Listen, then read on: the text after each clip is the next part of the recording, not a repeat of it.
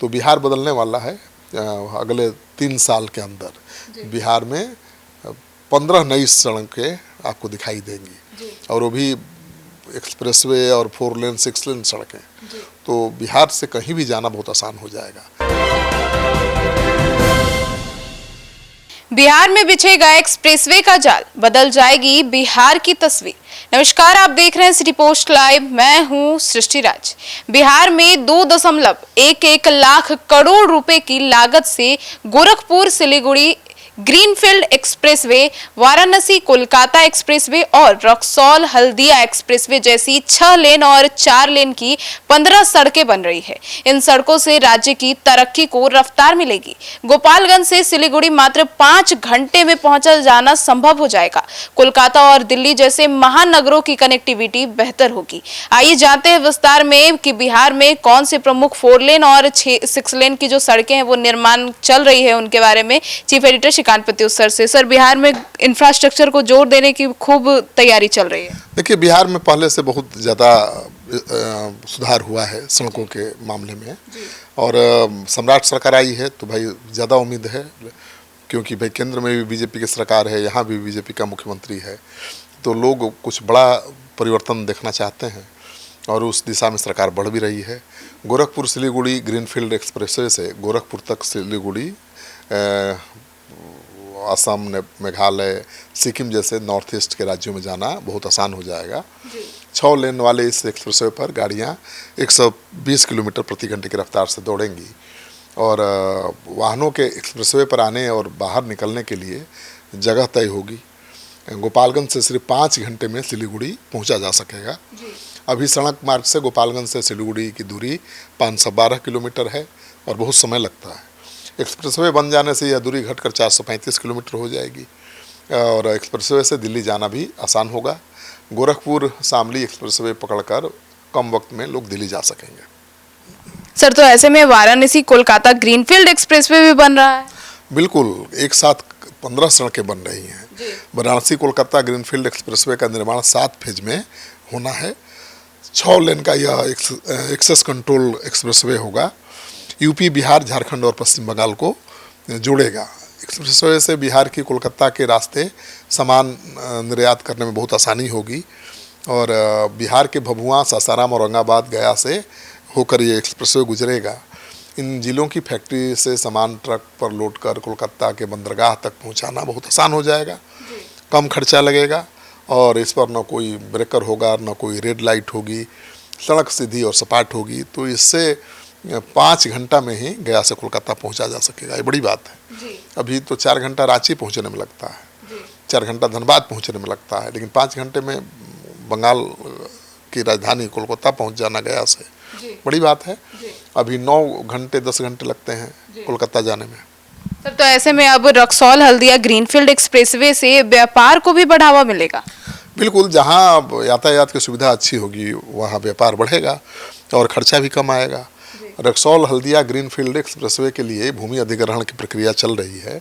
इस सड़क के लिए एक पैकेज में भूमि अधिग्रहण की प्रक्रिया चल रही है, दूसरे पैकेज में निर्माण कार्य भी चल रहा है।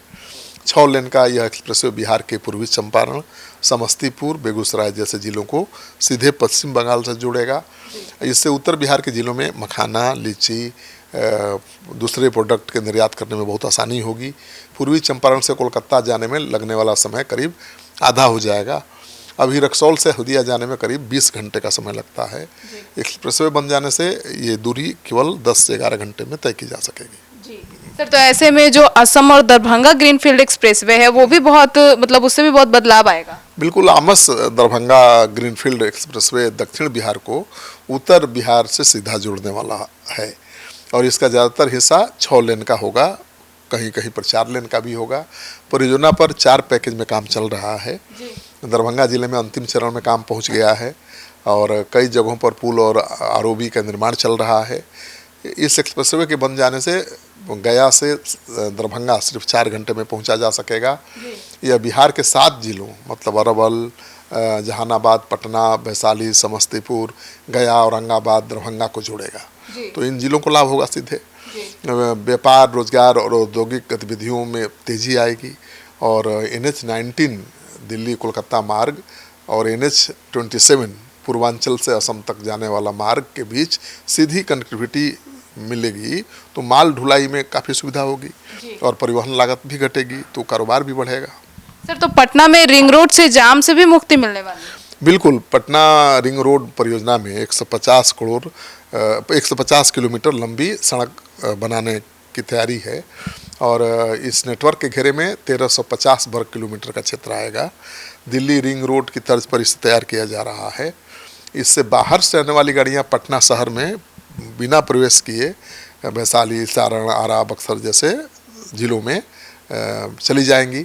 12 NH और 5 स्टेट हाईवे रिंग रोड से जुड़ेगा और गाड़ियां 80 किलोमीटर की रफ्तार से रिंग रोड पर चल पाएंगी।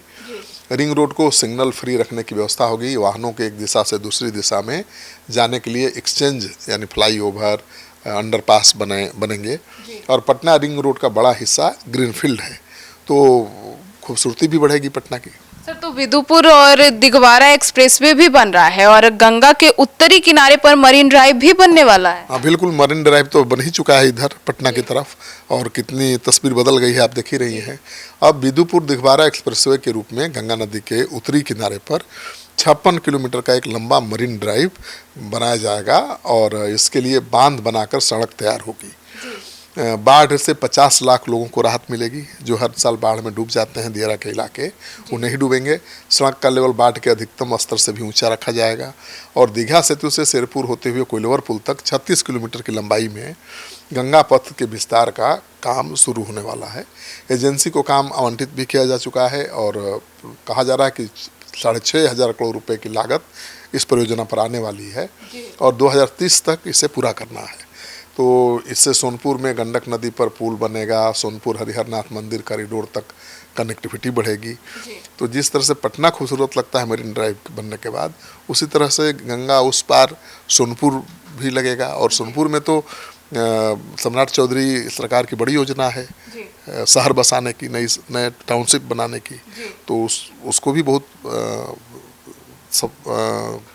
मजबूती मिलेगी। सर, तो ऐसे में पटना पूर्णिया ग्रीनफील्ड एक्सप्रेसवे से भी 3 घंटे में पूर्णिया जाना संभव हो जाए। आप सोचिए कि क्या कोई सोच सकता था या आज की तारीख में कोई सोच सकता है कि पटना से पूर्णिया 3 घंटे में चले जाएंगे। 6 से 7 घंटे लगता है अभी और मुझे लगता है कि ग्रीनफील्ड एक्सप्रेसवे 6 लेन का बन रहा है। काम 2028 से तक पूरा कर लेना है। 26 तो चल ही रहा है, 2 साल 2.5 साल के अंदर पूरा करना है और पूर्णिया के बीच, पटना से पूर्णिया के बीच की दूरी इससे कम होगी। कोसी और सीमांचल क्षेत्र के विकास को नई रफ्तार मिलेगी। इससे पटना से पूर्णिया जाने में सिर्फ कहा जा रहा है कि 3 से 3.5 घंटे लगेंगे और अभी तो जाइएगा तो 6 से 7 घंटे लगते हैं। इसमें 21 बड़े पुल होंगे, 140 छोटे पुल होंगे, ओवरब्रिज और 11 रेलवे ओवरब्रिज होंगे, 21 इंटरचेंज और 32 अंडरपास बनेंगे। मतलब कहीं रुकावट नहीं होगी। अयोध्या से नेपाल के जनकपुर को जोड़ने वाले राम जानकी मार्ग पर भी काम चल रहा है। 4 लेन वाले इस हाईवे से बिहार में धार्मिक पर्यटन को बहुत बढ़ावा मिलेगा। अयोध्या में राम मंदिर के दर्शन के बाद भक्त 5 घंटे में ही अयोध्या से माता सीता की जन्मस्थली तक पहुंच पाएंगे। तो सम्राट सरकार तो कुछ अलग करने की कोशिश कर रही है और मुझे लगता है कि 5 साल के अंदर बिहार में बहुत कुछ बदलाव आएगा। सर, तो पटना गया डोभी कॉरिडोर 90 मिनट में पटना से जाना वहाँ पे संभव हो जाएगा। अब देखिए, अभी भी गया जाने में कितना समय लगता है, 1.5 से 2 घंटा। पहले कितना लगता था, 4 से 5 घंटा।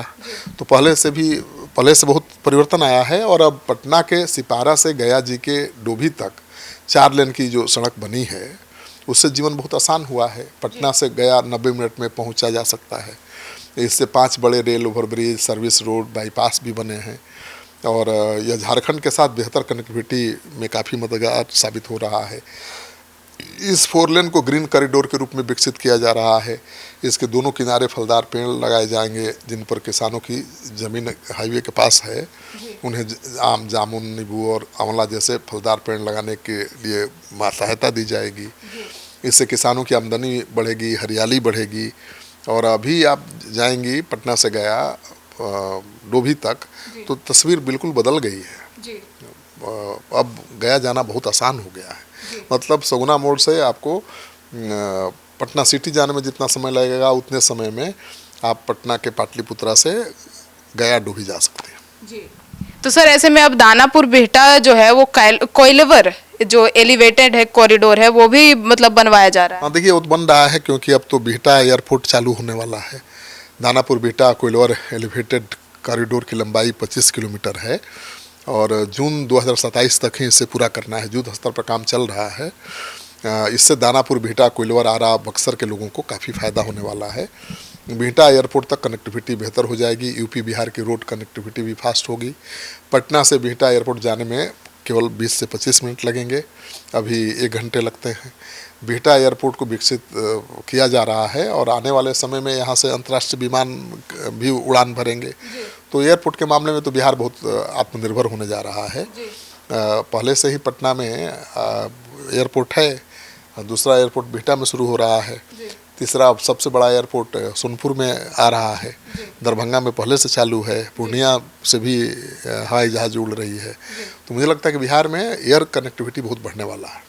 सर तो ऐसे में अब विश्वामित्र पथ से भी आरा बक्सर जाना काफ़ी आसान हो जाएगा। आरा बक्सर तो जाना आसान होगा क्योंकि भोजपुर जिले के कोइलवर से बक्सर तक जो बनना है विश्वनाथ पथ, उसका सर्वे का काम एजेंसी को दे दिया गया है और इसके बाद DPR बनेगा और टेंडर भी होगा।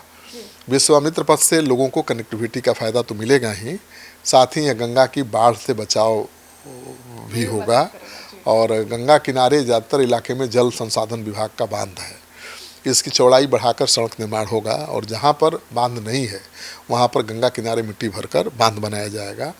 तो मुझे लगता है इससे बाढ़ से निजात मिलेगी और यह कार्य पब्लिक प्राइवेट पार्टनरशिप के मॉडल पर होगा। मतलब निजी कंपनियां रोड बनाएंगी और वहीं टोल वसूलेंगी, तो सरकार को अपने खजाने से कुछ देना नहीं है। 4 लेन वाला पटना आरा सासाराम ग्रीनफील्ड हाईवे का निर्माण 2026 से ही शुरू है और इससे पटना, भोजपुर और रोहतास के लोगों को सबसे ज़्यादा फायदा मिलने की उम्मीद है। तो बिहार बदलने वाला है। अगले 3 साल के अंदर बिहार में 15 नई सड़कें आपको दिखाई देंगी और वो भी एक्सप्रेसवे और 4 लेन 6 लेन सड़कें। तो बिहार से कहीं भी जाना बहुत आसान हो जाएगा और जब कहीं भी जाना आसान हो जाएगा तो कहीं से आना भी आसान हो जाएगा। कारोबार, पर्यटन, सबका विकास होगा। तो सुना आपने, तो अब आपकी क्या राय है ज़रूर बताइएगा। धन्यवाद।